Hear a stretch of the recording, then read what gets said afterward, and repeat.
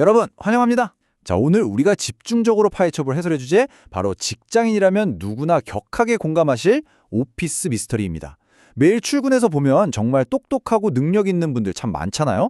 그런데 희한하게도 이렇게 훌륭한 전문가들이 모인 조직이 가끔은 말도 안 되게 비효율적으로 돌아가거나 솔직히 좀 바보 같아 보일 때가 있거든요. 도대체 왜 그런 걸까요? 다들 게을러서? 아니면 능력이 부족해서? 절대 아닙니다. 오늘 우리는 조직행동론의 날카로운 시각을 빌려서 우리를 매일매일 좌절하게 만드는 이 답답한 직장 내 소모전의 진짜 원인을 탈탈 털어볼 겁니다. 이 해설이 끝날 때쯤이면 아마 여러분이 매일 보는 사무실 풍경이 완전히 다르게 보이실 거예요. 자, 그럼 본격적으로 한번 들어가 볼까요? 아마 회의실에서 이런 기가 막힌 모순 다들 한 번쯤은 겪어보셨을 겁니다. 수십억, 수백억 원이 오가는 회사의 명운이 걸린 거대한 프로젝트 안건은 다들 조용히 고개만 끄덕이다가 단 5분 만에 속전속결로 통과되잖아요. 그런데 바로 다음 안건, 예를 들어 이번 달 팀회식 장소를 어디로 할 것인가, 아니면 휴게실 커피 머신을 어떤 브랜드로 바꿀 것인가, 이런 문제는 갑자기 모두가 치열한 전문가로 돌변합니다. 돼지고기가 맞다, 해산물이 낫다 하면서 막 핏대를 세우고 1시간 넘게 싸우죠.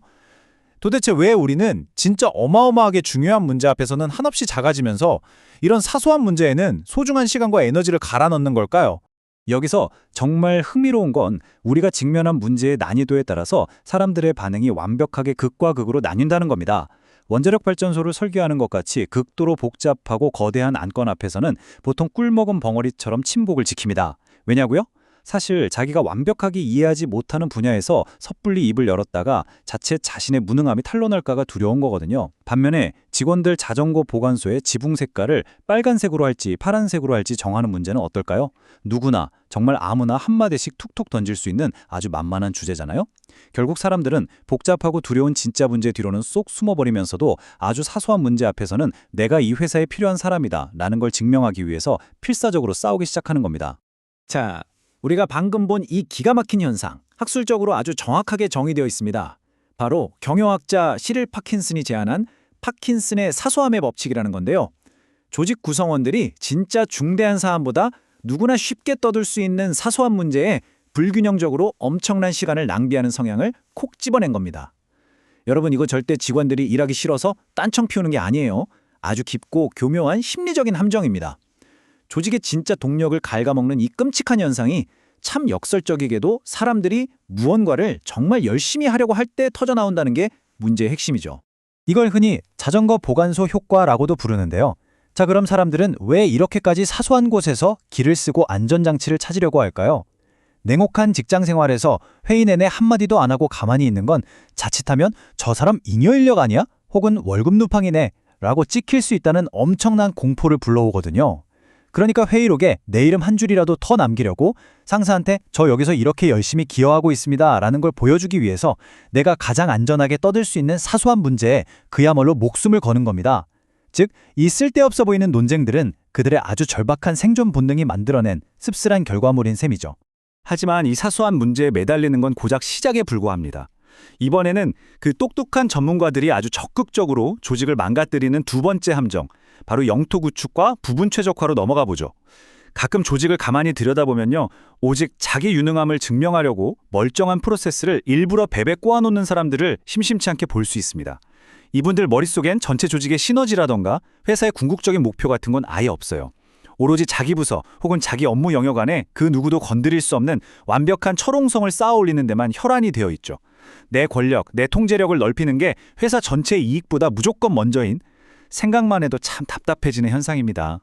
그리고 이 문장, 내가 없으면 이 결제 절대 안 돌아갑니다. 와, 이 말이 앞서 말한 배타적인 사고방식이 조직을 어떻게 마비시키는지 아주 기가 막히게 보여주죠. 언뜻 들으면 진짜 책임감 넘치고 대체 불가능한 에이스인가 보다 싶잖아요. 그런데 사실 이 태도야말로 조직 전체의 속도를 처참하게 늦추는 거대한 병목 현상의 주범입니다. 다른 부서랑 소통하는 건 꽉 막아버리고 결제 라인은 무슨 미로처럼 복잡하게 만들어가면서까지 자기가 얼마나 중요한 사람인지 억지로 어필하려는 거거든요. 이런 독성 강한 태도는 결국 회사의 유연성을 싹 다 박살내고 모든 부서의 발목을 꽉 잡게 됩니다. 자, 그럼 이제 사회학자 로버트 머튼이 관료제의 병폐를 꼬집으며 제시한 세 번째 함정으로 들어가 보겠습니다. 바로 목표 대치입니다. 여러분, 회사가 존재하는 진짜 목표가 뭘까요? 당연히 매출을 팍팍 올리거나 혁신을 하거나 고객을 만족시키는 그런 큼직큼직한 것들이잖아요. 그런데 조직이 점점 굳어질수록 이 훌륭하고 핵심적인 목표들은 온데간데 없이 증발해버립니다. 그럼 그 빈자리를 뭐가 채우느냐? 보고서 양식을 자로 잰 듯 완벽하게 맞추는 거, 혹은 KPI 숫자 억지로 끼워 맞추기 같은 애초에 목표를 돕기 위한 수단에 불과했던 것들이 어느새 최종 목표의 자리를 떡하니 꿰차고 앉아버립니다. 회사 이익을 내는 것보다 당장 보고서 폰트 크기랑 줄 간격 맞추는 게 훨씬 더 중요한 과업이 돼버리는 정말 황당한 순간, 조직은 본질을 완전히 잃어버리는 겁니다. 이거 진짜 헛웃음이 나오면서도 너무나 익숙한 풍경 아닌가요? 조직 행동론에서는 구성원들이 실제 성과를 내는 것보다 내가 상사나 동료한테 어떻게 보이는가에 온 에너지를 쏟아붓는 걸 두고 과시적 노력 혹은 인상관리라고 부릅니다. 쉽게 말해서 일 잘하는 척하는 연기죠. 성과 평가 기준은 애매하고 사내 정치만 가득할 때 직원들은 실질적인 기여보다 이 연기력을 키우는 데 몰두합니다. 눈도장 찍으려고 억지로 버티는 야근, 나 일하고 있다고 온 동네방네 알리려고 무차별적으로 거는 이메일 참조 남발, 회의 때 내가 얼마나 똑똑한지 뽐내려고 던지는 맥락 없는 공격적인 질문들, 그리고 알맹이는 쏙 빠진 채 껍데기만 화려한 PPT 디자인까지. 정말 이 모든 보여주기식 쇼가 진짜 성과를 만들어낼 조직의 소중한 에너지를 공중에서 싹 다 증발시키고 있는 겁니다. 여기까지 우리가 참 답답하고 바보 같은 직장 내 행동들을 쭉 짚어봤는데요. 자, 그럼 이쯤에서 진짜 범인을 찾아서 해결책을 모색해 봐야겠죠. 도대체 누가 아니면 무엇이 이 모든 오피스 미스터리의 배후에서 판을 짜고 있는 걸까요? 진실을 말씀드리자면 이렇습니다. 앞서 본 자전거 보관소 효과, 영토 구축, 과시적 노력, 이거 절대 그 직원 개개인이 멍청하거나 악의가 있어서 그러는 게 아닙니다. 완전히 고장나버린 조직의 보상 시스템 안에서 어떻게든 살아남으려고 발버둥 치는 개인들의 눈물겨운 구조적 생존 본능이라는 거죠. 진짜 흑막은 개인의 일탈이 아니라 애초에 판 자체가 잘못 짜인 시스템 그 자체입니다.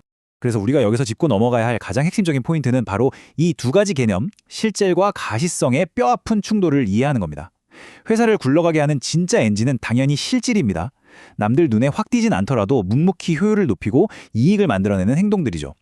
하지만 현실은 어떻습니까? 수많은 조직들이 안타깝게도 가시성, 그러니까 바쁜 척하고 사내 정치하고 화려하게 포장하는데 보상을 내려주는 치명적인 실수를 저지릅니다. 진짜 성과보다 맨날 밤늦게까지 야근하면서 티내는 사람, 요란하게 보고서 쓰는 사람을 에이스로 대우하는 순간 그 조직은 가상 빠른 속도로 무너져 내리기 시작합니다. 직장인들 절대 바보가 아니잖아요.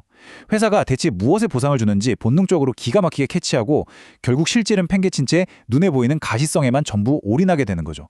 결국 이 소모적이고 피말리는 바보 같은 게임을 멈출 수 있는 유일한 열쇠는 리더십에 달려 있습니다. 진정한 리더의 역할이 뭘까요? 직원들 모아놓고 호통치고 무작정 닦다라는 거? 절대 아닙니다. 진짜 성과와 이른바 가짜일, 즉 페이크 워크를 날카롭게 솎아내는 눈을 가지는 겁니다.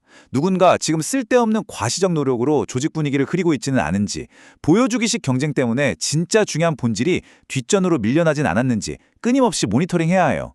눈앞에 번쩍거리는 가시성에 속아 넘어가지 않고 보이지 않는 곳에서 묵묵히 실질에 만들어내는 사람을 찾아내서 제대로 보상하는 구조를 다시 짜는 것, 이것이야말로 진정한 조직 개선의 핵심이자 현대 리더들이 반드시 해내야 할 가장 중요한 과제입니다. 오늘 우리는 그 똑똑한 사람들이 모인 사무실에서 왜 그렇게 바보 같은 게임이 벌어지는지 그 씁쓸한 심연을 함께 들여다보았습니다. 마지막으로 여러분 스스로에게 이 도발적이지만 아주 중요한 질문을 하나 직접 던져보면서 오늘 해설을 마무리할까 합니다. 오늘 하루 여러분의 시간은 조직의 진짜 목표, 그 본질을 향해 맞춰져 있었습니까? 아니면 혹시 남들한테 뒤처지기 싫어서 혹은 나의 그 알량한 존재감을 어떻게든 억지로 증명해보려고 자전거 보관소의 지붕 색깔을 놓고 무의미하게 핏대 높여 싸우고 계시진 않았습니까? 이 질문을 붙잡고 치열하게 고민하다 보면 아마 여러분이 속한 조직의 민낯을 완전히 꿰뚫어보는 새로운 시야를 얻게 되실 겁니다. 오늘의 분석이 여러분의 직장 생활에 좀 더 본질적인 해답을 찾는 데 도움이 되었길 바랍니다. 그럼 계속해서 본질에 집중하시기 바랍니다. 감사합니다.